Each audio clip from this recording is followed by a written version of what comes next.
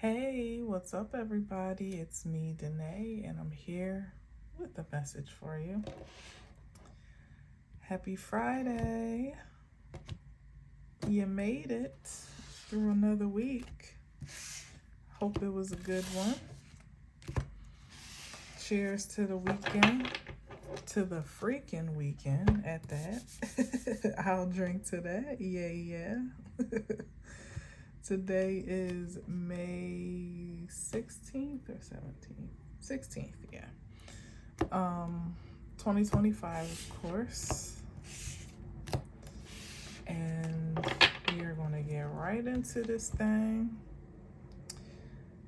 because I am looking forward to just relaxing and kicking up my feet and watching a movie until I wind down. And I hope that there's some version of that satisfaction for you today or this weekend at some point. Some rest and relaxation. So let's see what we got here today. Oh, Queen of Wands.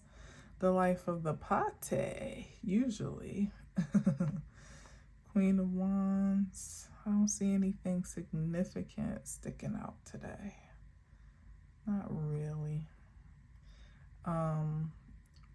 Queen of Wands is definitely, well, first of all, let it be known, the Queen of Wands is my favorite queen. Okay, so just off the top, there's just a hint of bias whenever the Queen of Wands shows up in the upright. Just a hint. Could be any fire sign energy, Leo, Sagittarius, or Aries, Leo, Sagittarius. Emphasis on Leo, of course. Could just be a very ambitious woman or feminine energy that is independent, creative, innovative, very confident, determined, definitely attractive. Emphasis on attraction with the Queen of Wands and the material and attractive in the manifestation sense, but also in perhaps in the physical or aesthetic sense as well, energetically.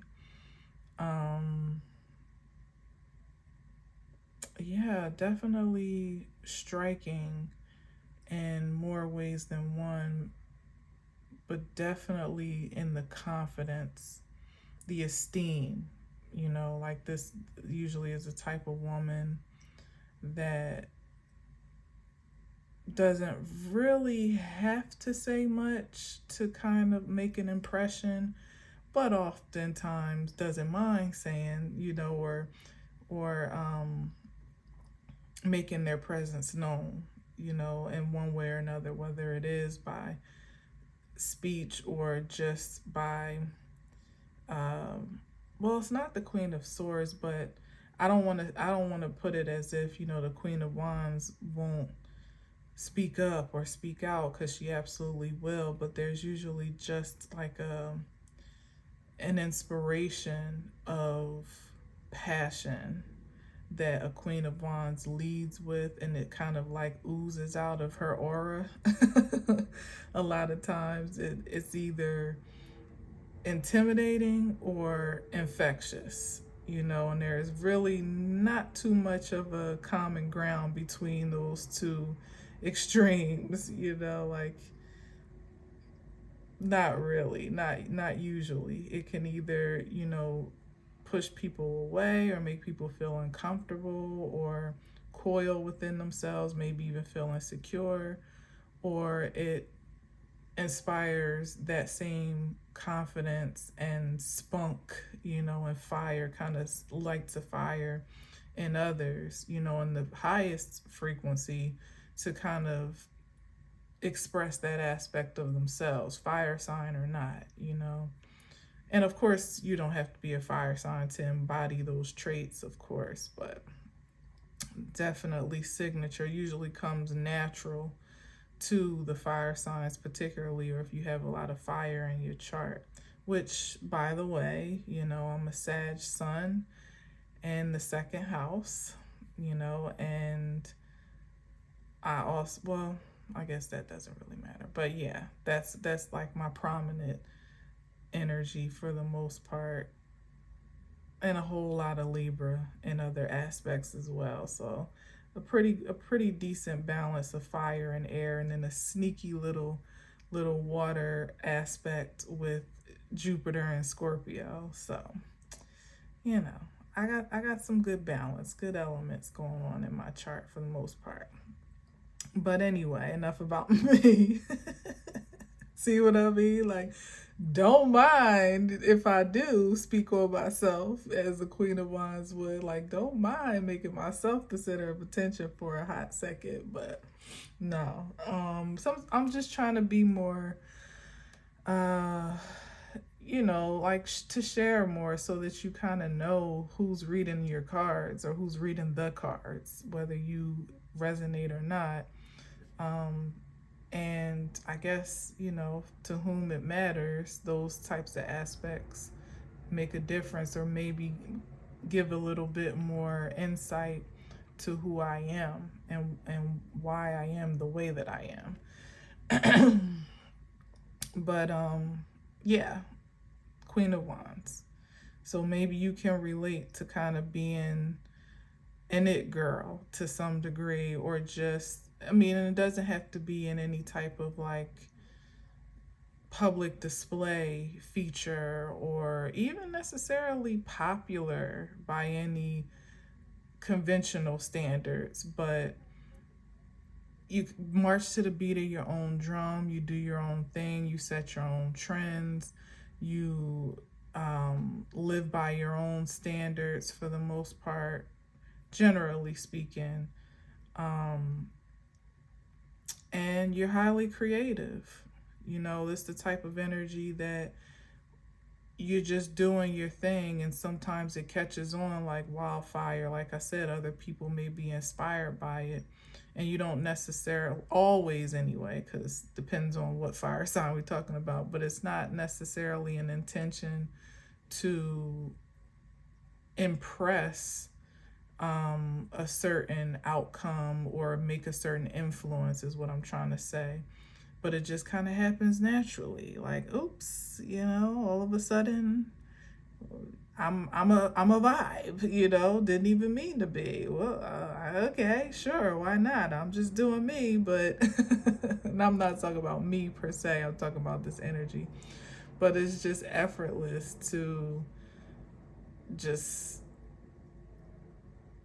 do your thing, and somehow, I don't know, it just ends up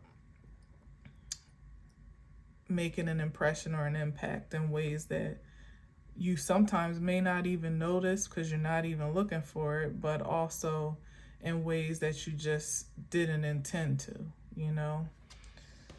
So hopefully that's you in some way, shape, or form. And maybe you don't realize, like I said, like most of the time, people that resonate with that type of energy aren't trying to be it. They're just living life. So maybe you don't know how cool you are, or how inspiring you are, and just how you live your life, how you dress. Queen of Wands is infamous for sure about kind of having their own style.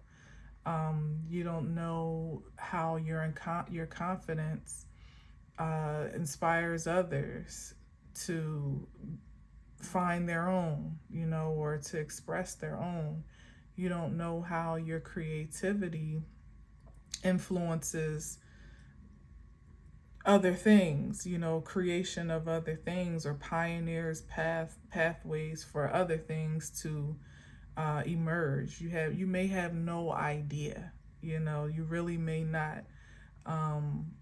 But cheers to you, because if you feel what I'm saying to you kind of like plucking at your heartstrings right now, then it's more or less a moment to kind of, appreciate yourself for just being you unapologetically, and hopefully affirming that whatever it is that you're doing or however it is you're carrying yourself is powerful for sure. So keep it up.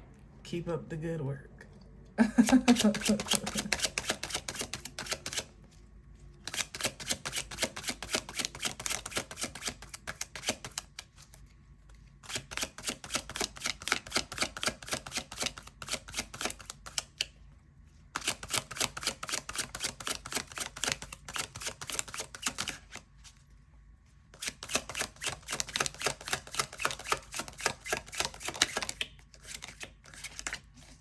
Okay, we'll start this over.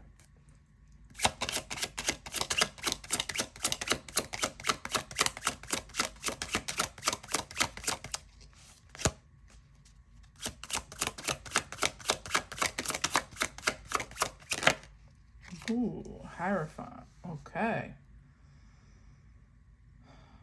Let's see, what's on that Hierophant?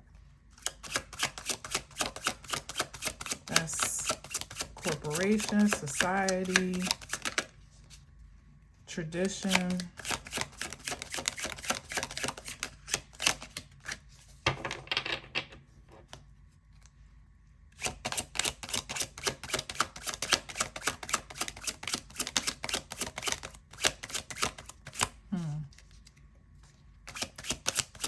Let's see what comes out, but I'm hearing some things.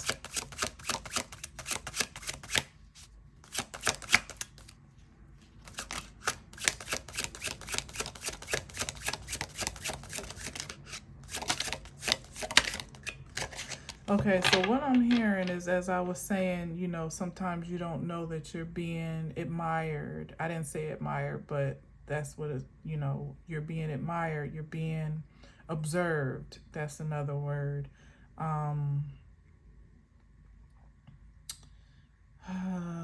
Watched, like there are eyes on you. And what I'm getting is that I'm getting so much that's coming through, but I'm getting that there is, in some ways, there's like an innocent ignorance to just how deeply you influence culture and the structures, the pillars of society, in a way that the principalities themselves don't want to be known. It's like, man, how can I say this? It's like not having no real idea how much your creativity is influencing the marketplace right now. And I mean, some people may, but I feel like it's the fact that it's the Hierophant is speaking to something really deep, like something that is, how can I say this, Lord, give me the words. Like there's some type of mock-up or mocking fabrication. What is happening?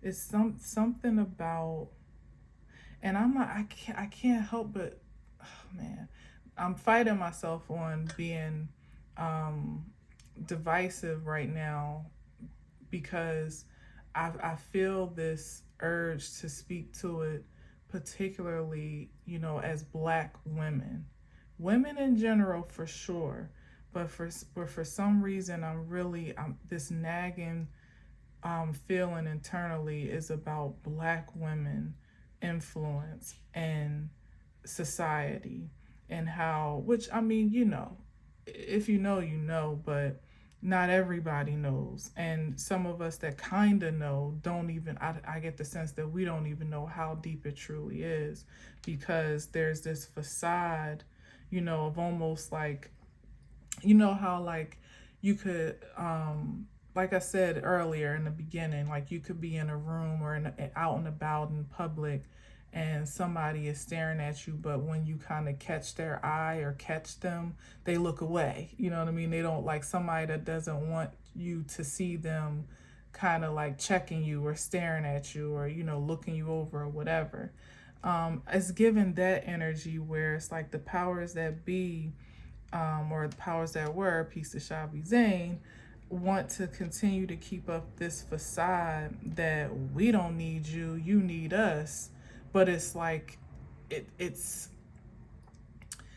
it's faltering, like it's dissipating. That facade, that mask, whatever it is, it's like crumbling by the day almost. And it's really on account of, here it is with the Queen of Wands, how women, and particularly Black women, are really coming into their own embodiment of awareness and confidence and self-assurance and security and stability, that is not deferred to men of any kind, generally speaking, and certainly not by societal standards. Like, no longer, not to say everybody, but we're talking about the highest frequency, more or less, and what is happening in waves, not really deferring or submitting self to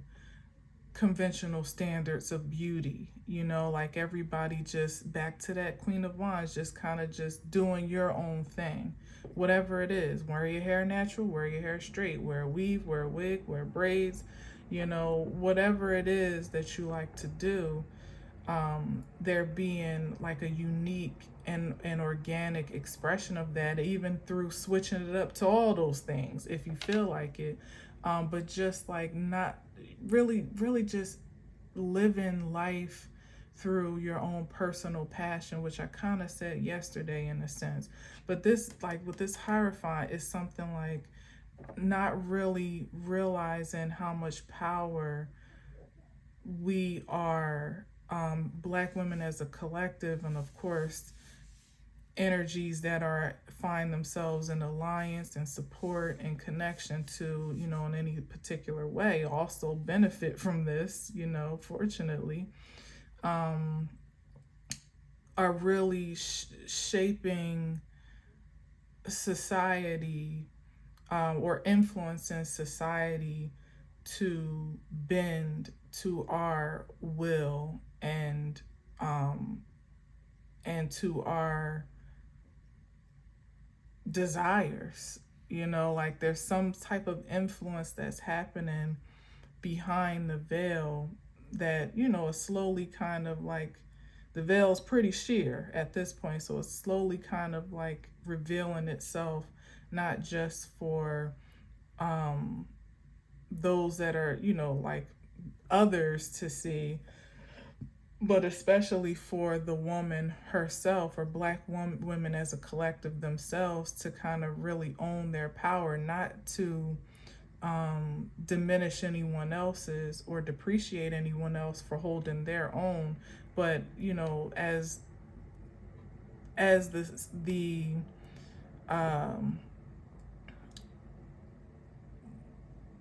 I would say in many ways the least appreciated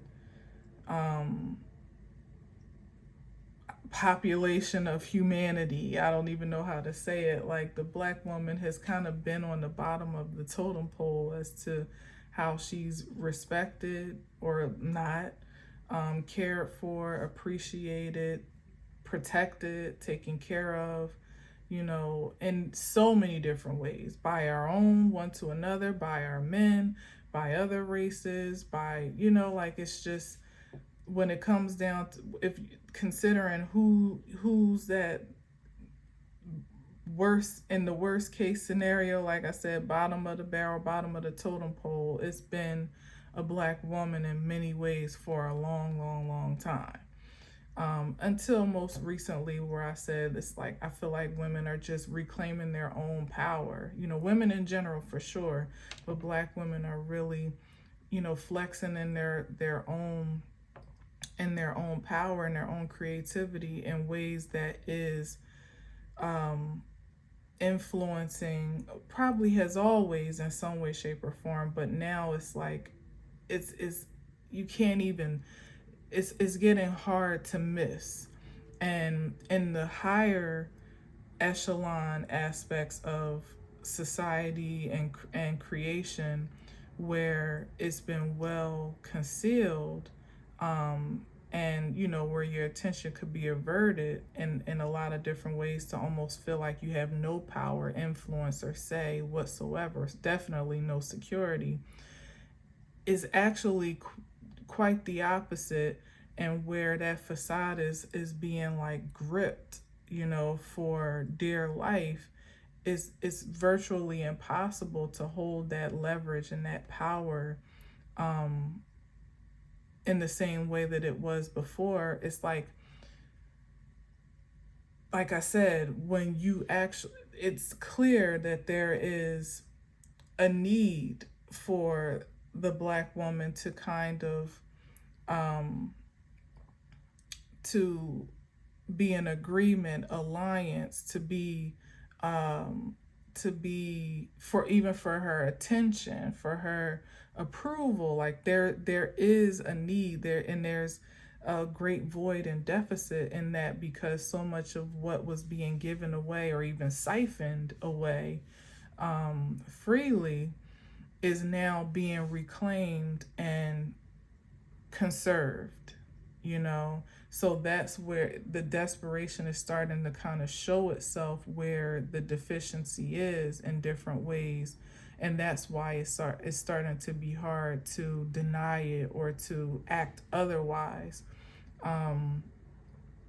because it's harder to take what was not given freely, or take what wasn't necessarily offered intentionally. And now there's even a greater intention to not only take that back, but conserve whatever, is within possession. So it's like, you need this over here, whatever it is. But the pride of, let's say this is like the patriarchy or whatever the case may be, just maybe corporation, like look at Target, for instance. Now, that wasn't just about Black women, but I mean, I bet you if you look at the demographic of Black people that are shopping there, it's probably far more Black women than it is Black men, or maybe even balanced, I don't know. But whenever I see clips and stuff about, boycotting Target or not shopping there or whatever, it's always women. I don't hardly ever see men too much talking about it. So it's like, even something so simple, where Target, made the move that they felt was best for their business, from whatever higher up made that decision for whatever reason. And that made an impression, not on everybody, because I ain't gonna lie, I still pop in Target every now and again. It took a long time for me to even realize that was even the move. Like, oh, we supposed to be boycotting Target? I didn't even know, my bad. But certainly I don't shop there as nearly as much as I did, though, that's for sure, because I was ordering something there like every week at least at one point. But yeah, that, like, just one distasteful move as far as, the Black community was concerned, evoked a response of withdrawal, and withholding spending power, or conserving spending power from that organization and that corporation. And so it's reported it's had a significant impact, like whether or not that is absolutely true, not too sure, but that's what it's been reported, So just something that simple, to the point where now it's not where it is that maybe they thought it would just be like, oh, maybe some people will get a little mad, get a little agitated, but they'll be back. They'll be shopping here.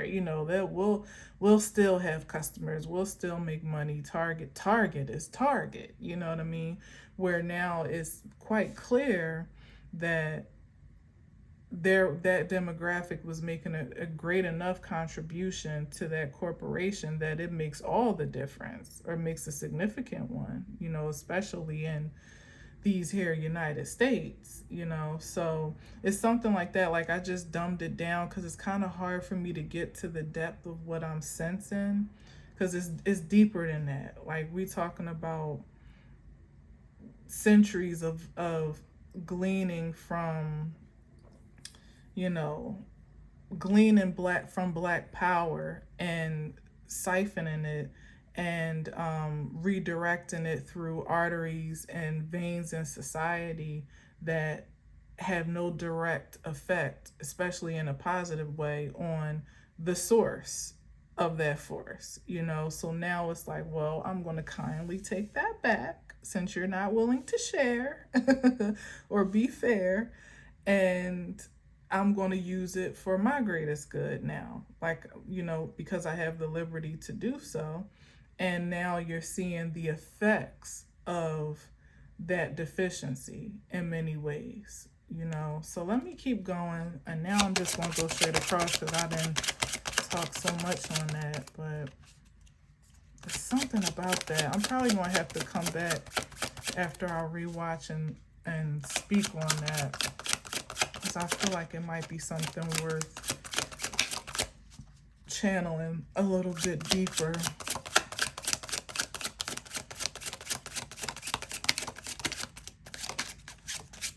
Or I guess, if you know, and certainly they know, whoever they is or it is that is being most affected is well known, what's missing and where there's a deficiency or a void. I feel like what's catching up, as I said, in waves of realization about self and self's power and impression of that power on other things and places and people, is exactly that. You know what I mean? Like the awareness of your influence, you and personally and then collectively.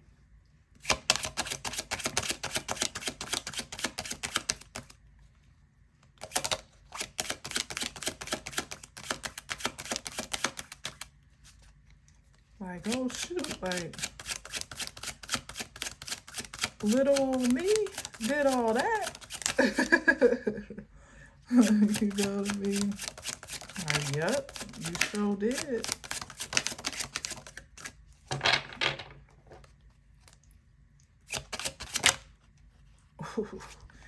Yeah, like this would be the intent, to keep people in the dark about themselves, to feel disempowered is what I often say, the word I use for that card. Like feeling like you don't have any influence, you have no say, you're defenseless, vulnerable, even more than defenseless, like, I guess defenseless is one thing, but just like literally subject to attack at any turn, sometimes with the Eight of Swords can give. But it's more so about feeling like mentally disempowered, not having a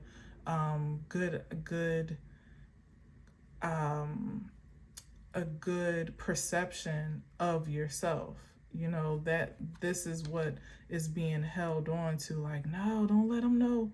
They can't know how important they are. They can't know how powerful they are. They can't know how much we need them, how much we love them, even though it's a distorted love.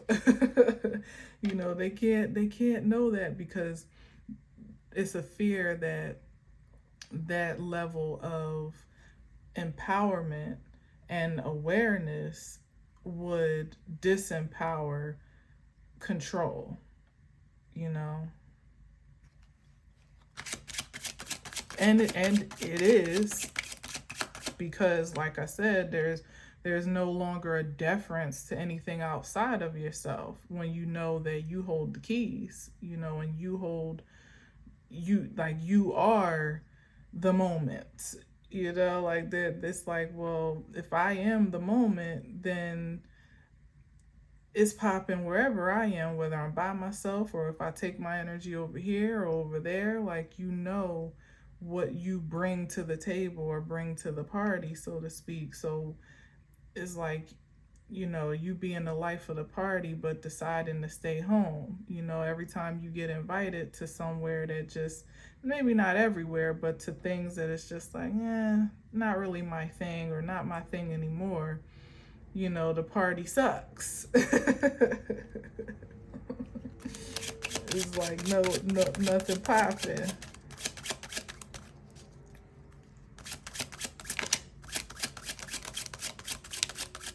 So that the idea is to, you know, to the hope, you know, and prayer and wish and dream is for the hierophant energy of society, or energies of society, to be able to turn back time when there was this fear of missing out, you know, from women or from Black women in particular, where, you know, we've been dying for, you know, inclusion in some way, shape, or form, to be recognized and invited and embraced in many ways in spaces that either don't or don't have the capacity to do so, or don't don't choose to have such a capacity. And now it's like, what am I doing? You know, similar to Target, like, there's other places to shop. Y'all not the only uh department store in town, you know. It might be one of the favorites, but you ain't the only, you know. So it's like waking up to other possibilities within yourself, and even around you, and creating your own where there's a need to do so. That's like a living nightmare for the forces of control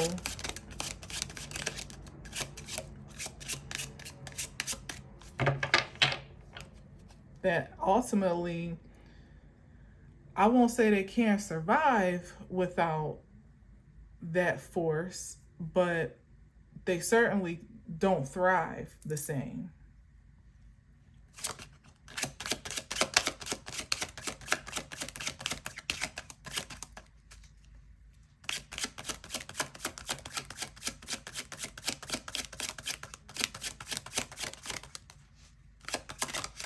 Oop, that was almost the Hermit. Was it? Oh no, that was the King of Swords. That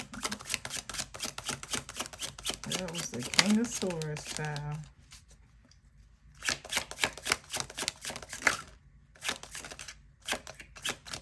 I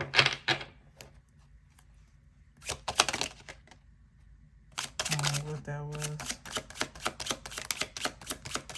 Come on, cards. Why are y'all so stubborn?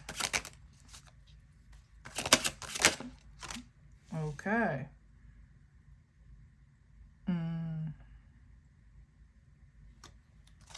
Yeah. Yeah, it's like, I just heard like phallic worship. Oh, that's what y'all want? That's what y'all want? Well, you're going to be waiting for the rest of your life for that, because reverence, yes, but only for those phallics that are truly reverent, you know, that are worthy to be reverenced and appreciated, not just for, you know, for any old one, you know what I mean? So I don't know, like, I just heard that clear as day. Like, they want to be worshipped, they want to continue to be worshipped or feel exalted, especially in this dynamic here, not exalted next to, but exalted above others. Maybe not even exclusively women, of course, but whomever they perceive to be less than or weaker than or inferior. And of course, you know, naturally, women kind of fit that bill. And as I said, Black women absolutely do. But this is opportunity for creativity that's coming from a place that is not man-made. You know, this is a divine portal of sorts in creation where I would say that it's probably, you know, it's probably going to, it is actually bringing a significant exaltation of the feminine energy overall, just to balance out the scales at this point, you know, to break people free from their captivity, you know, like a wake up, a regeneration, you know, and like I said, an inspiration and a newfound revelation of their own possibilities for creativity, new power that can't be controlled or manipulated by any man-made principalities. It's above their pay grade now. And that's the interesting part. Like what's unfolding is literally above their pay grade, but that's the part that is a bruise to the ego, because for energies individually and collectively that have founded their whole, you know, ego and pride upon what influences they can make, you know, whether it be materially, energetically, intellectually, you know, however this power is manifested and has been manifested almost effortlessly, be above others. It's not active that way anymore. You know, it's not so effortless. And instead of there being an acceptance of that reality, is causing a lot of folks to do strange things to hold on to that ego, you know, or that sense of power and control for themselves, doing things that they under normal circumstances wouldn't really do, but it's out of desperation now. You know, God forbid, like I said, they get caught watching or looking or staring or lusting or longing or whatever, you know, needing, whatever the case may be. It's too much of a bruise to the ego to submit to that truth. So it's causing some to kind of act out of character and do, you know, things that are just completely unjust, or has caused them to. And now even that's being pushed back at this point and judged and justified accordingly. But still, people are still in that mentality to, you know, by any means necessary, maintain their position of power or their leverage in some way, shape, or form. But this is an energy that is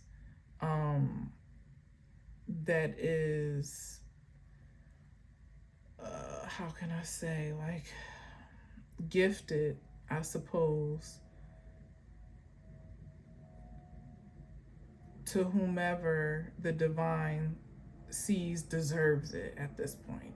This isn't a matter of how you can throw your weight around or who you can pay off or who you know, or how long you've been in a position, how many years you went to school, you know, like none of that matters anymore. Like this is about divine anointing and appointment, which means that some of these folks, which is what is really the fear, are about to be knocked out of position for more qualified candidates to fill those roles in spirit and in truth.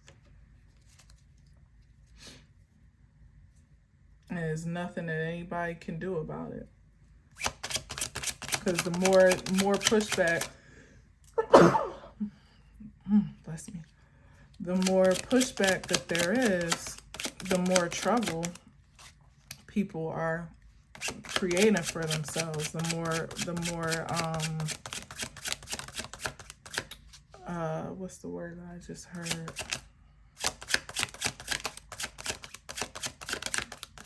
Conflict or something, maybe even chaos. I don't know, something. It's like the more people are trying to hold on to positions that are no longer, you know, rightfully theirs, or to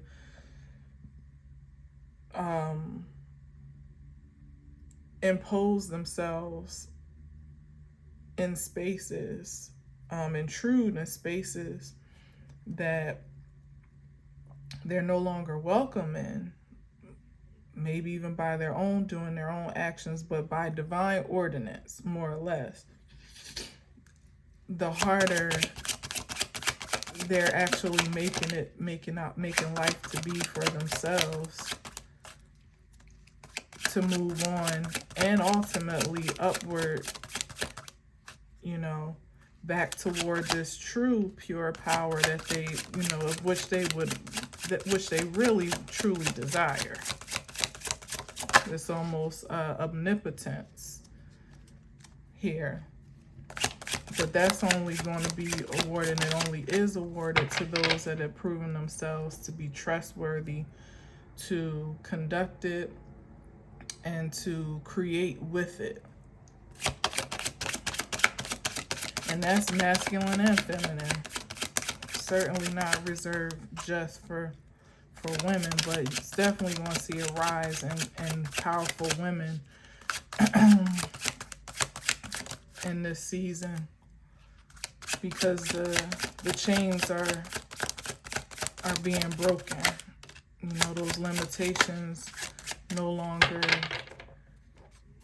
no longer hold the way that they used to. Because the captors and the overseers of those chains, of those imprisonments, no longer have the power that they used to have. It's like a jailbreak, particularly for the feminine force.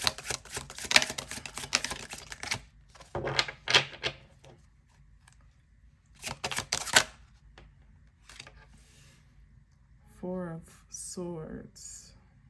Yeah, well, there it is. Like, there's nothing that can be done about it. You know, either lay down or get down at this point. This is just like a submission, a surrender, you know, to what is at this point. Peaceful surrender. Or it could be, like I said, because sometimes this looks like a funeral. So, like I said, you could either get down or lay down or get down, however the saying goes. So those that are relentlessly resistant to this shift in power, or this like a redistribution of power, is what it is with this Ace of Wands. This is the danger that they're in the lowest frequency. But those that have a willingness to, you know, just submit to the change, you know, honestly and honorably, I feel like there's a restfulness, a peacefulness in that path of least resistance, where healing can take place, you know, where that ego may be bruised. There could be, you know, an expedited healing, because of the willingness to accept. But as I said, like, those that keep fighting are just going to continue to bruise themselves, hurt themselves, more and more. And there will be no peace in it. You know, there's never going to be a point where energies such as this that are vying for power and control And this, at this time, there's never going to be a point of relief for them where it's like, yes, we got it, we finally got it back. That's the issue here.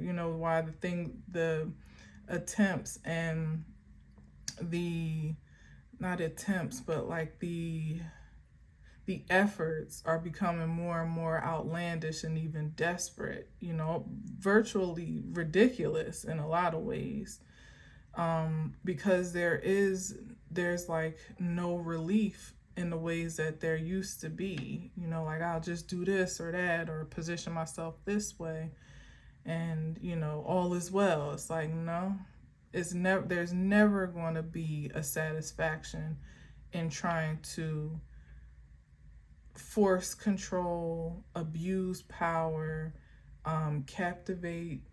The clock my phone just lit up at 10:19, so that's like a backwards 911. Like, there's never going to be a satisfaction with the old way. It's not going to pay like it used to. It's not going to pay off energetically. Not going to give that supercharge of that arousal that it used to give, to feel in control, to feel like you've dominated something. It's not going to give the rush, the climax, nothing. It's never going to give that again. So it's like energy such as this will be forever stuck in a loop of trying to like almost chase the first high, as they say, that high that they used to get from those effects. And everything that they do, if it has any effect at all, is going to be so short-lived and so unsatisfying that, God forbid, how it is with addiction. And when you're chasing that high, you ultimately start doing substances that are more and more harmful, or at a frequency that's more and more harmful, to eventually, like I said, you put yourself out, overdose, or, whatever the case may be. And this is so much deeper than, just because I'm getting it on the mystical side too. I'm trying to keep it cute with the practical aspect of it, but mystically, these secret societies and covens and fraternal orders that have been gleaning from innocence, ultimately, they're not getting the fix that they used to get anymore, and they're not yet. Look at this. Gleaning from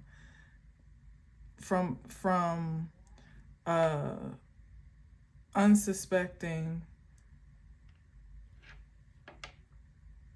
how can I say, like, unsuspecting sources. They're never going to be able to get that satisfaction anymore. It's done with. It's over.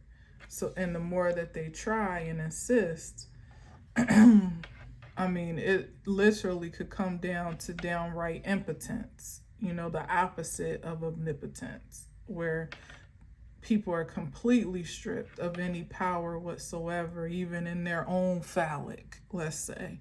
You don't know how to use it, you're going to lose it type of energy, or it just won't work for you. But this is also speaking to, again, as I've been saying, like, this cause for celebration in the feminine community of liberation and prosperity, finally just free to be without fear of, without insecurity, without fear of attack,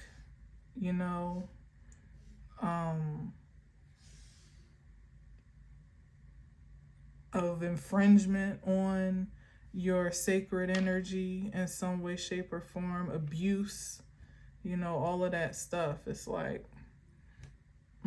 like all the ways that these societies have been holding feminine energy hostage in spirit and in flesh in many ways.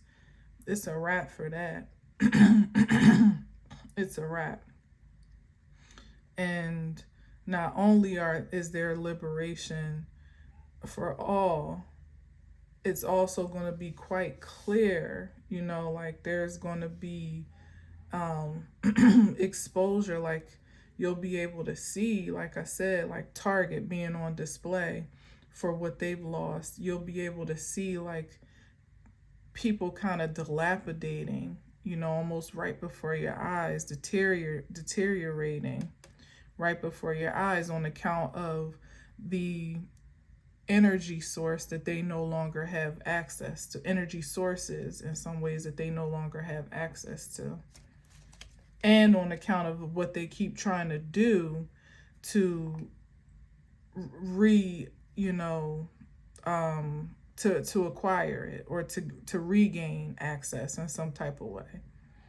And for many, it means that the premium force fuel that they had access to, which is now on reserve, and conserved for those that hold it rightfully. Now they're left to kind of try to tap into lesser frequencies, or a lesser quality of, I don't know, whatever it is that they're gleaning, especially when it comes to women. And we definitely know how that's going to go down. That definitely yields sickness, disease, again, impotence, because there's not even an attraction there. Back to that Queen of Wands in the beginning, like there's not even an attraction for there to be an arousal, or there can be no finishing or whatever, like whatever people are trying to do with their sexual energy, and veering more into that strange thing for some change type of side, is not what used to be profitable, is not even available, and what is available is not productive. So like I said, like the more that there is an insistence to keep it up, the less and less, well, I guess the more there will be a depreciation in wellness for those that do. One more.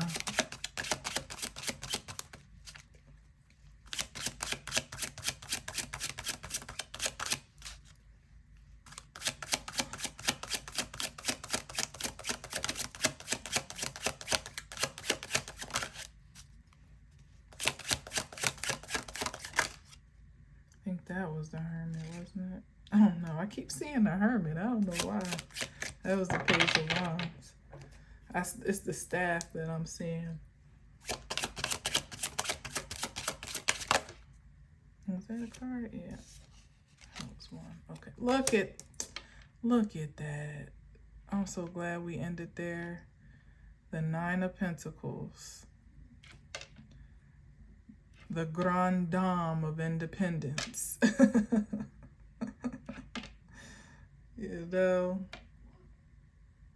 Just living her best life, unbothered,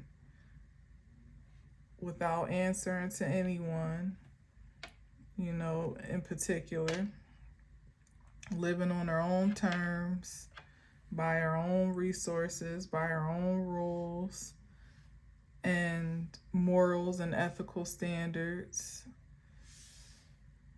Self-sufficient, maybe even single, but certainly independent, even within relational dynamics, like somebody that's not codependent on any particular connection.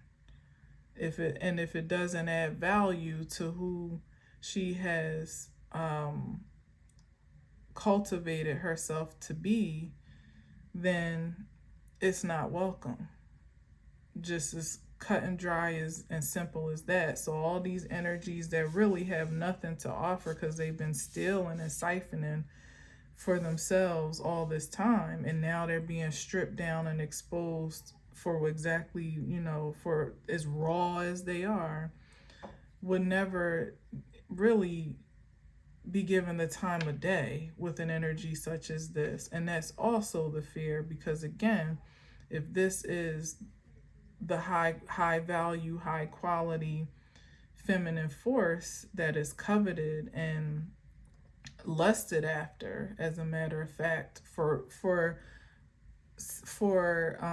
selfish purposes, for sure, you know, and you have nothing of interest or attraction to bring to the table, where does the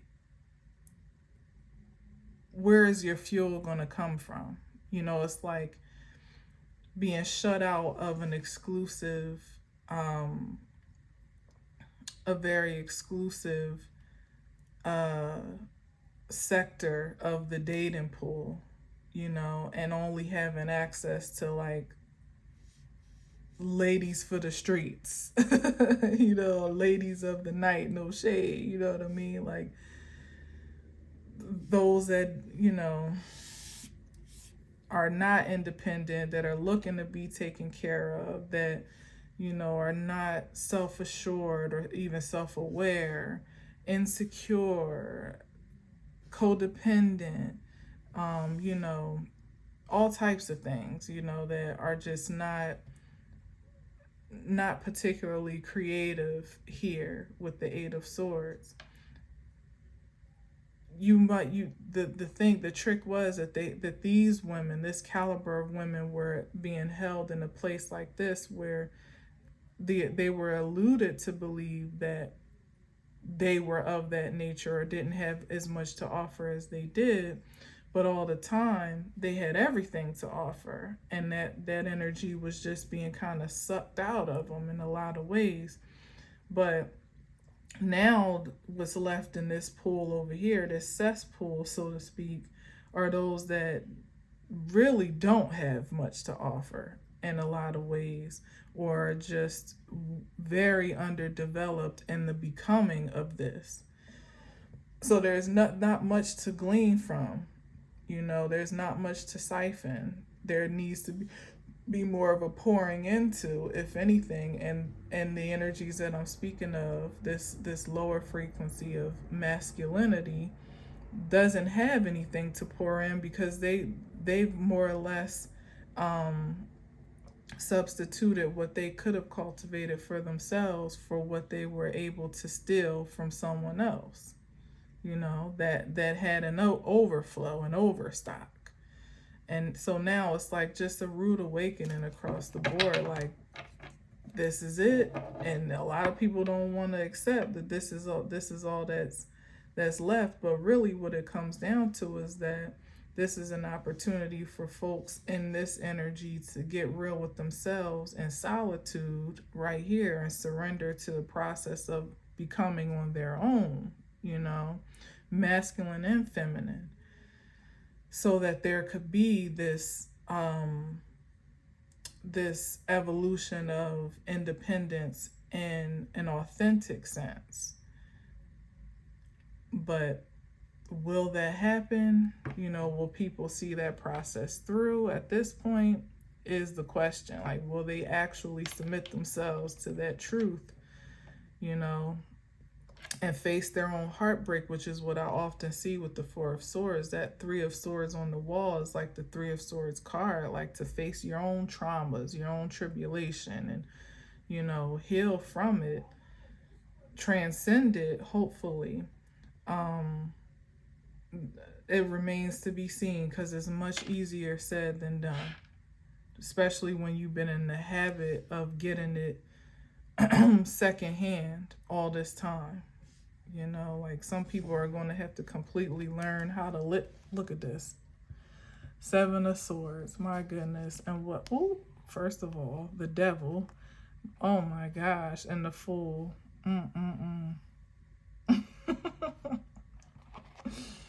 Oh no. Some people are walking in, it's going to be a long road for some. It's going to be a long road for some people. Like, imagine your this is your new beginning. Limitation, lack, insecurity, dependency, addiction, fear, and there's no way you can get away from it or run from it, even if you try, because people have been kind of running away. Well, not even running away, they actually been leaning into their demons in a lot of ways, and pawning them off on other people, projecting them off on others for so long, but not really do it. Here it is, right up under this Four of Swords, doing the work to exercise them, you know, to really make sense of your dark and your light, because it's not all bad, of course, but to be aware of who you are, and you know, decide who you want to continue to be. People have been kind of running away from, you know, that process for a long time, to the point now where it's like circled back around.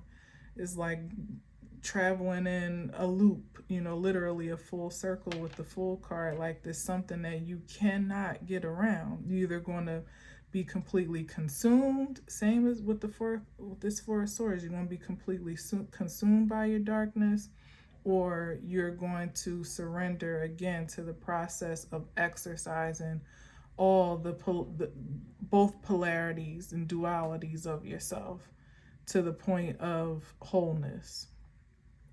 And it remains to be seen. But one thing that's not going to happen is that the innocent are not going to continue to be the scapegoat and the fall guys for the deficiency of darkness, of the darkness. No longer fueling that agenda. We'll be shopping elsewhere. Spending our energy otherwise is really what it comes down to. Conserving our energy, our time, our power, our influence, our attention on things that have a direct positive effect on our lives for those that resonate. So, good luck and Godspeed to everybody in that regard, you know. All right, so I'm gonna leave it there. Thank you for listening. Thank you for watching. Until next time, as always, I'll leave you with peace.